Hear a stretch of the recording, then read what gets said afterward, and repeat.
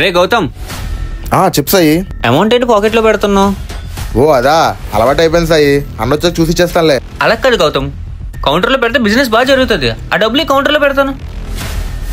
ఏంటి గౌతమ్ ఆలోచిస్తున్నావు? ఏం లేదు సాయి, తీసుకో. సరే నువ్వు వెళ్ళి పని చూసుకో.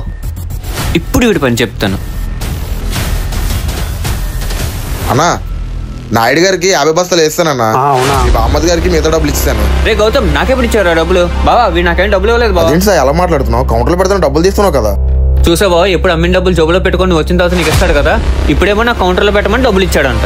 వీడి మీద నాకు ముందు నుంచే డౌట్ ఉంది బావా, నేను మోసం చేస్తున్నాడని. అన్నా నిజంగా నేను ఇచ్చానన్నా. బావా ముందు వీడి పాకెట్లు చెక్ చేయి, నిజమేంటో తెలుస్తుంది. ఏంటి గౌతమ్ ఏం మాట్లాడలేదు? ముందు పాకెట్ లో మొబైల్ తీ. డబ్బులు చూడమంటే మొబైల్ తీయమంటున్నాడు ఏంటి? రే ఏంట్రా ఇది? సరే నువ్వు వెళ్ళు. గౌతమ్ వాడితో జాగ్రత్త. ఏమైందన్నా? వాడు వచ్చిన ఫస్ట్ రోజే నీ మీద తప్పుగా చెప్పడం మొదలు పెట్టాడు. నువ్వేం చేస్తావంటే వాడికి డబ్బులు ఇచ్చినవి డబ్బులు తీసుకున్నవి వీడియో తీసుకో. అదేంటన్నా కొత్తగా వీడియో తీయమంటున్నావు? రే నీ మీద నమ్మకం లేక కాదురా, వాడి గురించి నాకు తెలుసు. వాడి వల్ల ఎప్పుడు మనం విడిపోకూడదని వీడియో తీయమంటున్నాను. తప్పు అనుకోకు, సరేనా? సరే అన్నా. ఏంటి ఆలోచిస్తున్నావు? ఏం లేదు సాయి. సరే ఇంక నువ్వు వెళ్ళు. ఇప్పుడు వీడి పని చెప్తా. బావా రే నీ గురించి తెలిసారా, మేము ముందుగా ప్లాన్ చేసాం. అయినా నువ్వేదో బాగుపడతావు, నా దగ్గర తీసుకొస్తే నన్నే మోసం చేస్తావా? పోరా, ఆగు, ఆ డబ్బులు ఇచ్చిపో.